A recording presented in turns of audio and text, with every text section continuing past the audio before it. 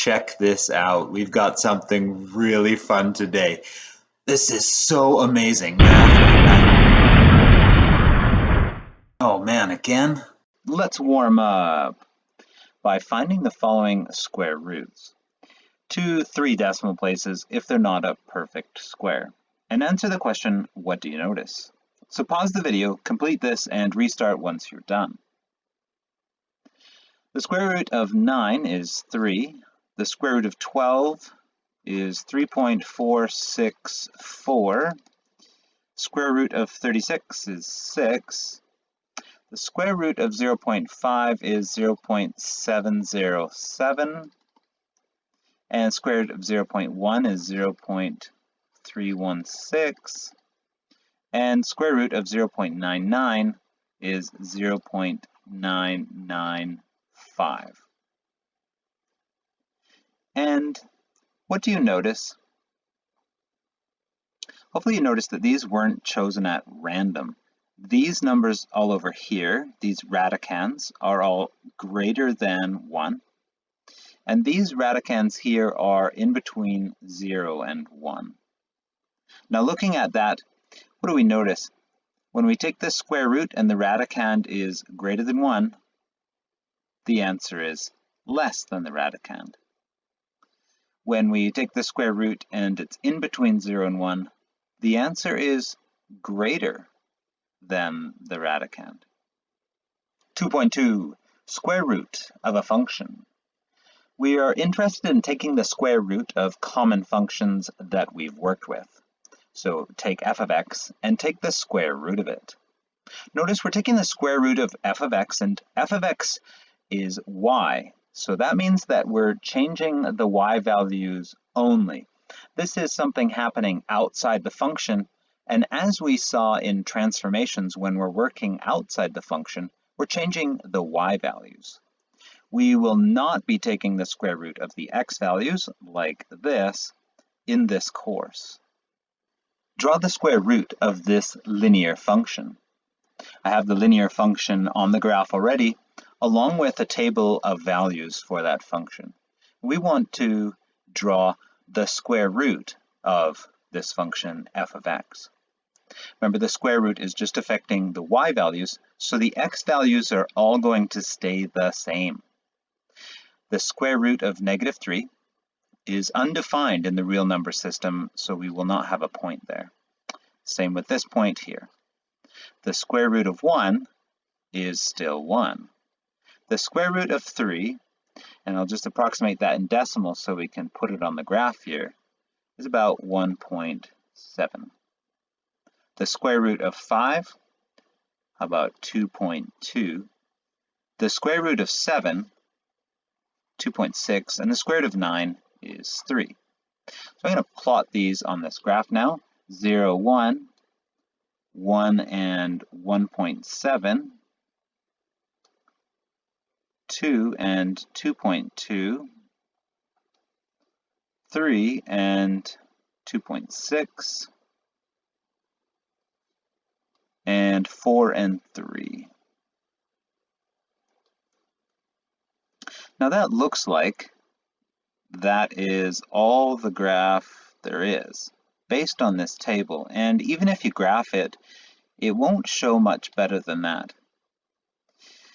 But there is actually more to this graph, and that would be this point here. -0.5 is where it's hitting the x-axis, and 0. And when I take the square root of 0, that actually stays the same.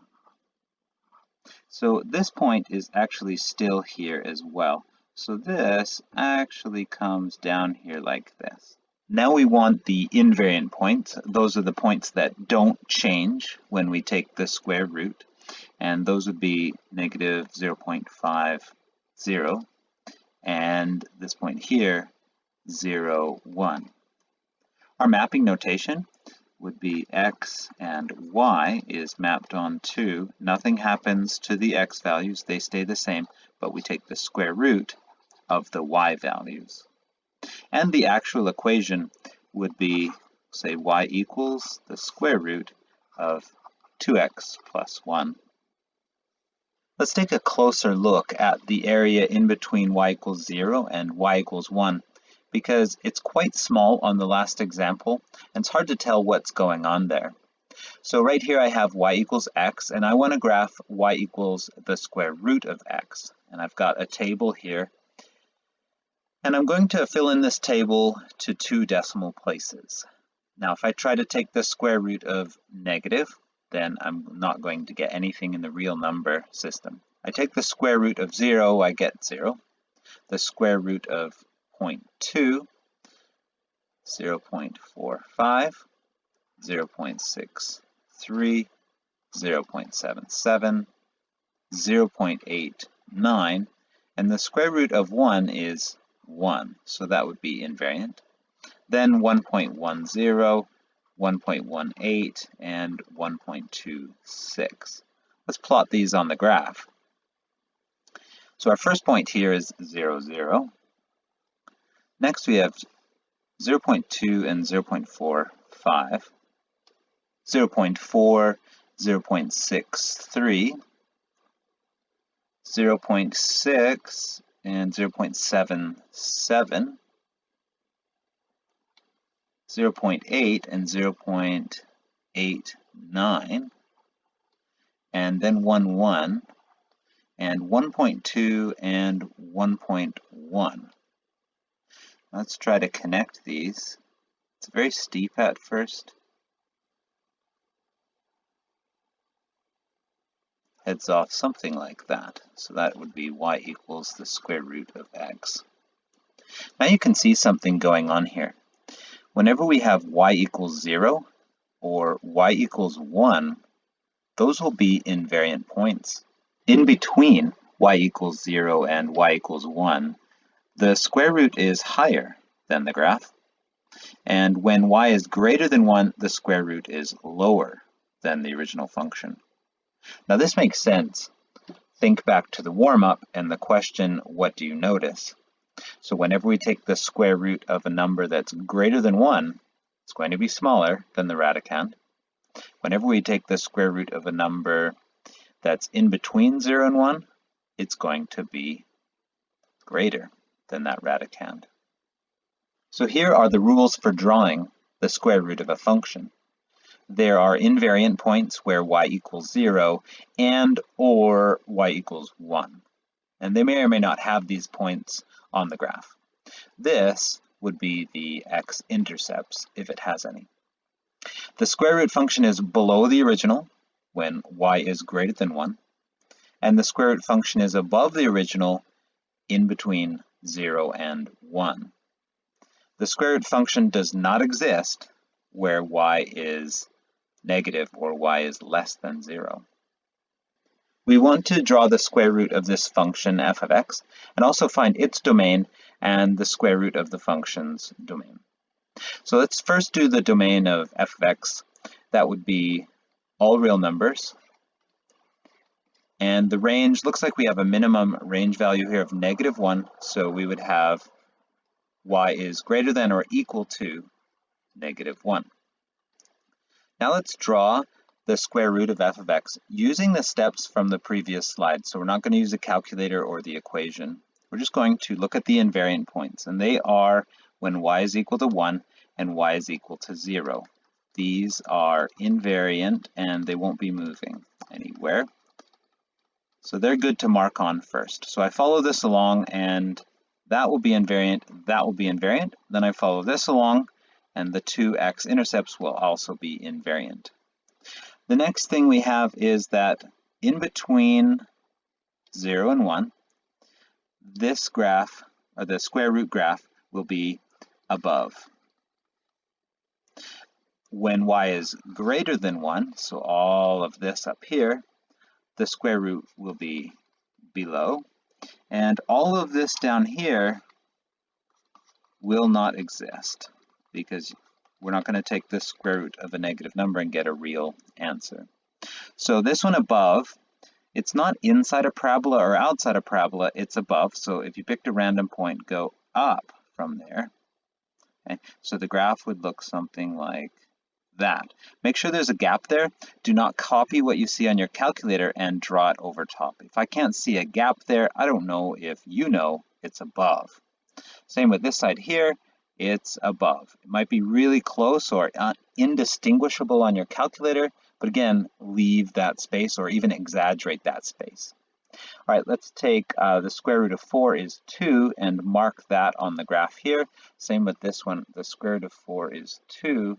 And if you ever have a good point like that, a perfect square, mark that on the graph. And now this is all below, so I'm just going to head for that point and put an arrow because it continues on.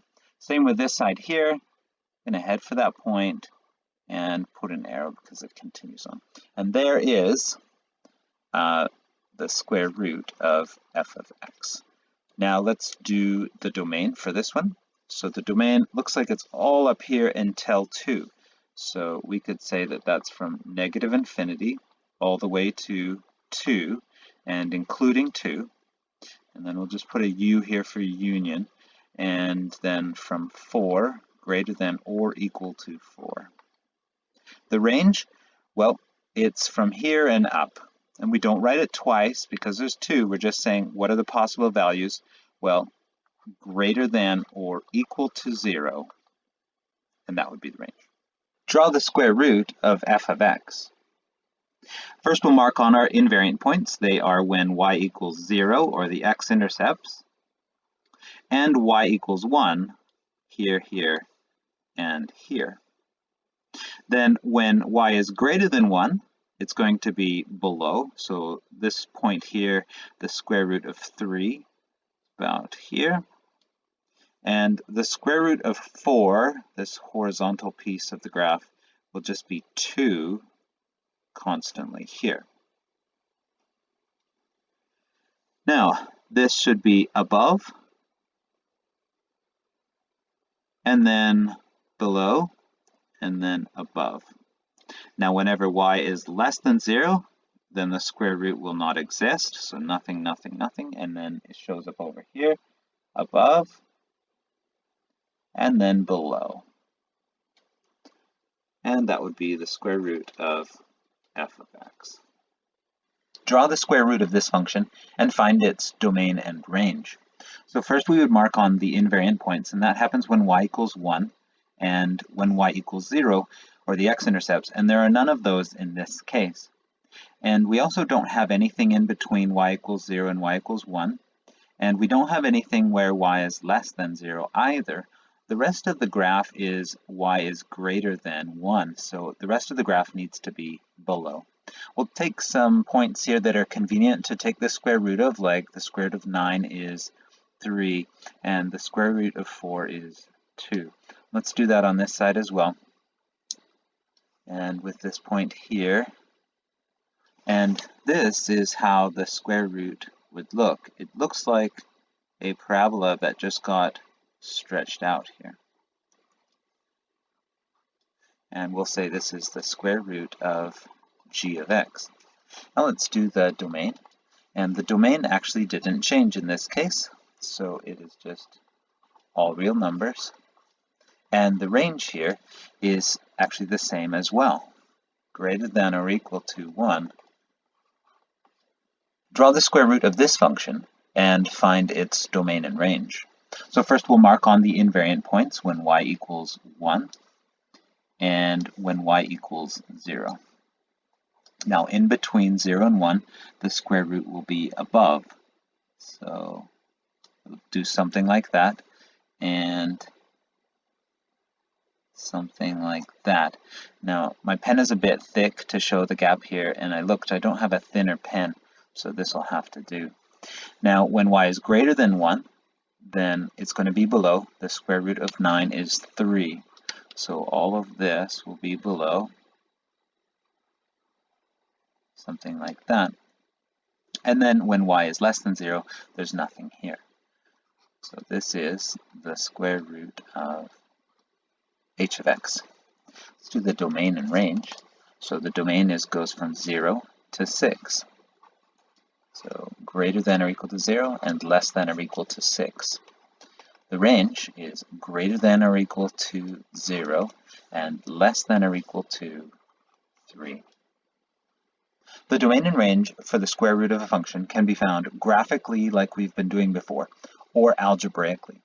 We're going to find the domain and range for the square root of a function using these two functions, first from the graph and second from the equation. So from the graph, let's give it a quick sketch. Our invariant points are at the x-intercepts, or y equals 0, and y equals 1. Then in between 0 and 1, the square root is above, and above, and above. Then when y is greater than 1, it's below. And I see, here's a perfect square 4, and that would be at 2 now. So this heads off here, probably pretty steeply like that. And then nothing above y equals 1 here until we get over here, and it's the same thing as the left side. So this heads off here, something like that. And then there's nothing where y is less than 0 down here. So this would be the square root of f of x.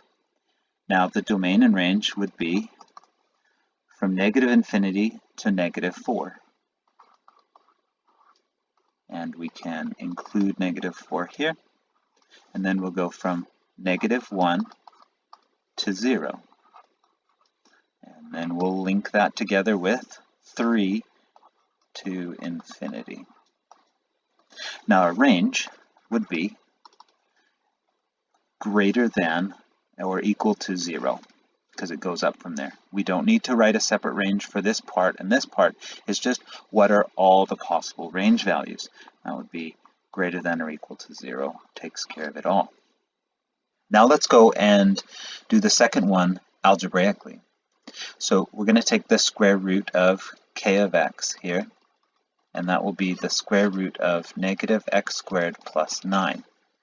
Now we can't take the square root of a negative in the real number set, so this radicand needs to be positive or 0.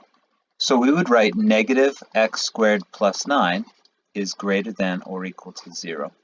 And then we'll algebraically solve this for x. So how about minus 9 on both sides here? So we get negative x squared is greater than or equal to negative 9. And then we need to get rid of this negative so we can divide by negative 1, or we could multiply by negative 1.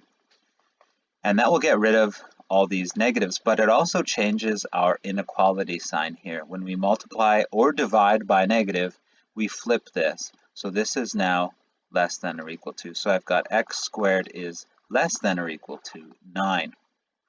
Now, I need to take the square root of both sides, and here's where most students mess up.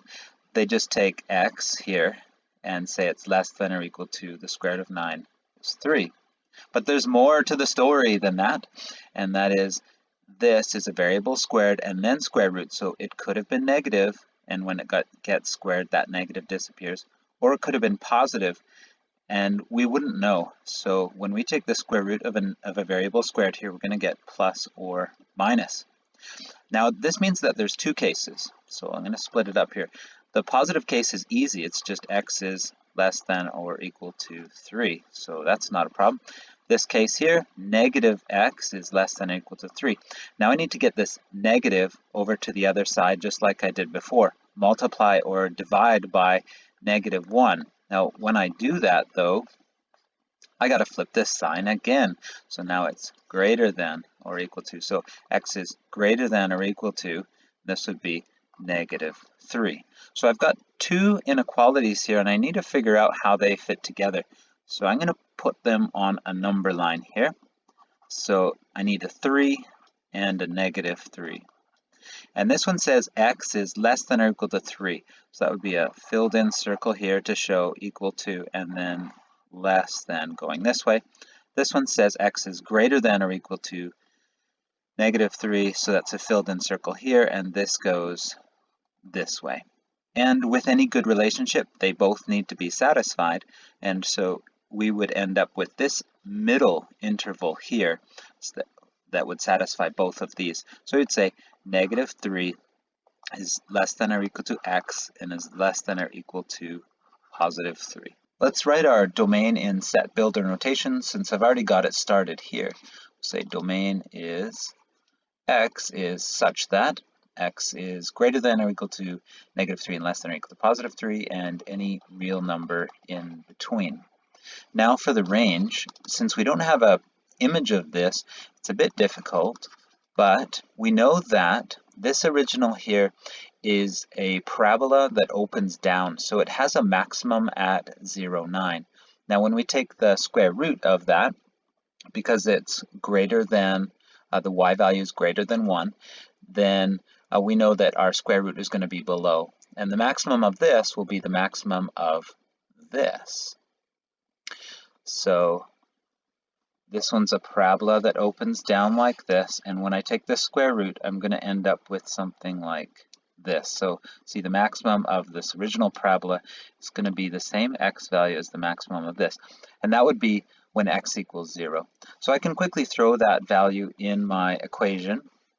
So k at 0, and get the y value, or the maximum for my square root. This would be 9, and this would be 3. So I know that also I won't have any y values that are less than 0. So 0 less than or equal to y less than or equal to 3, and all the real numbers in between. This was part of Relations and Functions 13, Graphing and Analyzing Radical Functions. So hopefully you can find the characteristics of the square root of a function. Try these questions out. See if you know what you're doing.